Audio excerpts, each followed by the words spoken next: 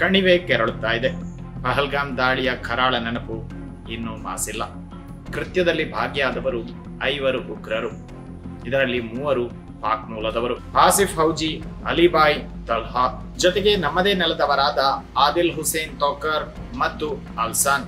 ಇವರೆಲ್ಲರ ಸೂತ್ರಧಾರ ಹಾಶಿಮ್ ಮೂಸಾ ಅಲಿಯಾಸ್ ಸುಲೈಮಾನ್. ಈಗ ಪ್ರತೀಕಾರದ ಜ್ವಾಲೆ ಭುಗಿಲೆದ್ದಿದೆ.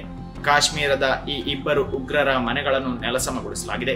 ಈ ಕಾರ್ಯಾಚರಣೆಯು ನಮ್ಮ ಸೇನೆಯ ದಿಟ್ಟತನಕ್ಕೆ ಸಾಕ್ಷಿಯಾಗಿದೆ. ಮತ್ತೊಂದೆಡೆ ಕಾಶ್ಮೀರದ ಬಂಡೀಪುರದಲ್ಲಿ ಲಷ್ಕರ್ ಇ ತೊಯ್ಬಾದ ಕಮಾಂಡರ್ ಅನ್ನು ಹತ್ಯೆ ಮಾಡಲಾಗಿದ್ದು, ಉಗ್ರರ ನೆಲೆಗಳಿಗೆ ನಡುಕ ಹುಟ್ಟಿಸಿದ್ದಾರೆ ನಮ್ಮ ವೀರ ಯೋಧರು. ಆದ್ರೆ ಗಡಿಯಾಚೆಗೆ ಪಾಕ್ ತನ್ನ ದುಸ್ಸಾಹಸವನ್ನು ಮುಂದುವರಿಸಿದ್ದು, ಪಂಜಾಬ್ ಗಡಿ ಭಾಗದಲ್ಲಿ ನೋಮ್ಯಾನ್ ಲ್ಯಾಂಡ್ಸ್ಗೆ ಆಕಸ್ಮಿಕವಾಗಿ ಪ್ರವೇಶಿಸಿದಂತಹ ನಮ್ಮ ಯೋಧನನ್ನು ಪಾಕ್ ಸೈನಿಕರು ಸೆರೆ ಹಿಡಿದಿದ್ದಾರೆ. ಇದೀಗ 2 ದೇಶಗಳ ಗಡಿಗಳಲ್ಲಿ ಸೇನಾ ಜಮಾವಣೆ ಹೆಚ್ಚಾಗುತ್ತಿದ್ದು, ಅರಬ್ಬಿ ಸಮುದ್ರದಲ್ಲಿ ನೌಕಾಪಡೆಯ ಗರ್ಜನೆ ಕೇಳಿಬರುತ್ತಿದೆ.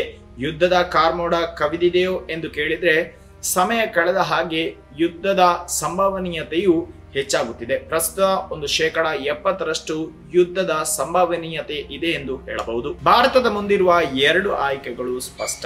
ಒಂದು, ಯಾವುದನ್ನು ಲೆಕ್ಕಿಸದೆ ಏನೇ ಆದ್ರೂ ಬಂದದ್ದು ಬರ್ಲಿ ಅಂತ ಲೆಕ್ಕ ಹಾಕಿ ಪಾಕ್ ಅನ್ನು ಧ್ವಂಸ ಮಾಡುವುದು. ಎರಡನೆಯದ್ದು, ಪಾಕ್ ಸೇನಾ ನಾಯಕರನ್ನು, ಕೀ ಪಾಯಿಂಟ್ ಅಧಿಕಾರಿಗಳನ್ನು, ಉಗ್ರ ನಾಯಕರನ್ನು ಗುರಿಯಾಗಿಸಿ ಮುಗಿಸುವುದು. ಯುದ್ಧವಾದ್ರೆ ಗುರಿ ಮುಟ್ಟುವವರೆಗೂ ನಿಲ್ಬಾರ್ದು.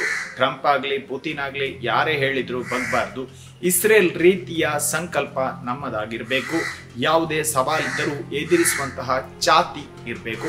ನಮ್ಮ ಗುರಿ ಸ್ಪಷ್ಟ ಇರಬೇಕು. ಒಂದು, ಪಾಕ್ ನೆಲವನ್ನು ವಶಪಡಿಸಿಕೊಳ್ಬೇಕು, ಅಥವಾ ಆ ದೇಶವನ್ನು ಸಿಂಧ್, ಬಲೂಚ್ ಹಾಗೂ ಪಂಜಾಬ್ ಎಂಬಿ 3 ದೇಶಗಳಾಗಿ ವಿಂಗಡಿಸಿ ಅಲ್ಲಿ ಪ್ರಜಾಪ್ರಭುತ್ವ ವ್ಯವಸ್ಥೆ ಬರುವಂತೆ ನೋಡಿಕೊಳ್ಬೇಕು. ನಾಳೆ ಏನಾಗುತ್ತದೋ ಕಾದು ನೋಡೋಣ. ಆದ್ರೆ ಭಾರತ ನಿರ್ಧಾರ ತೆಗೆಯುವ ಸಮಯ ಬಂದಿದೆ ಎಂದು ಹೇಳುತ್ತಾ, ಚಾನೆಲ್ ಸಬ್ಸ್ಕ್ರೈಬ್ ಮಾಡದವರು ದಯವಿಟ್ಟು ಸಬ್ಸ್ಕ್ರೈಬ್ ಮಾಡಿ, ಬೆಲ್ ಐಕಾನ್ ಬಟನ್ ಪ್ರೆಸ್ ಮಾಡಿ ಹಾಗೂ ವಿಡಿಯೋವನ್ನು ಎಲ್ಲರಿಗೂ ಶೇರ್ ಮಾಡಿ.